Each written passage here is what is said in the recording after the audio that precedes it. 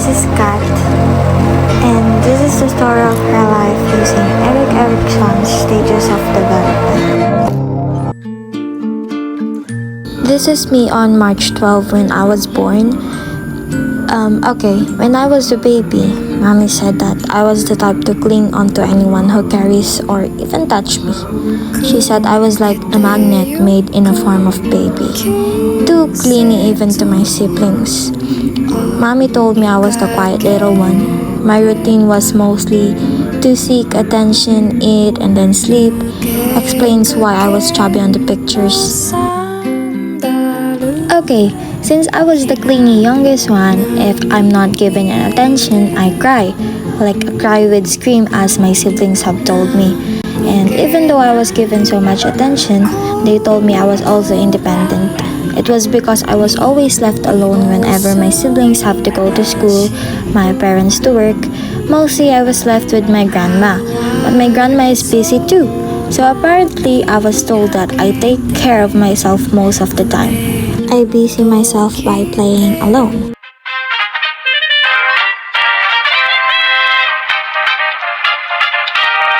And since I was left alone to play with myself, I was also characterized as someone who's always curious. Mommy said I always ask about things around the house, mostly about cleaning. I would always ask how to use a broom or even try to help when my father washes the laundries. About this time, I was also deeply in love with my parents. Oftentimes, they said, whenever I have this cute little paper, I'd write letters for them occasionally. And yeah, they said I was a spoiled one. In this age, I think this is where I developed my sense of independence. Since my family is always busy either at school or work, I was always thinking about what would I do if I became a burden.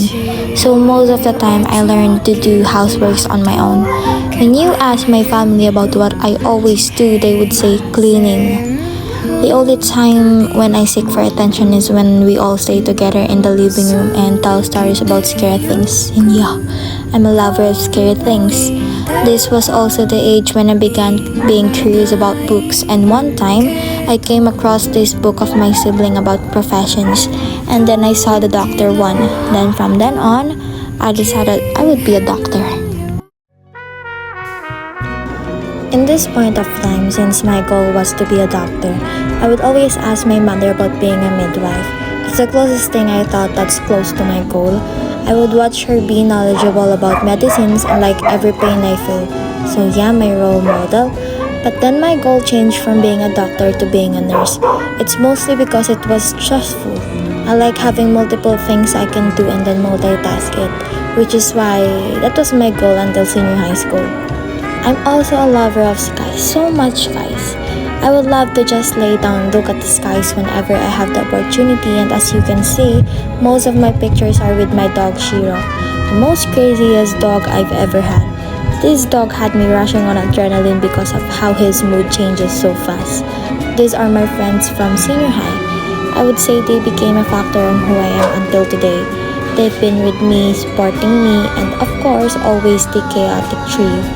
And at this point on, I would often think about my purpose in life. Is it to be someone who makes others happy, or to be someone that makes everyone feel at ease?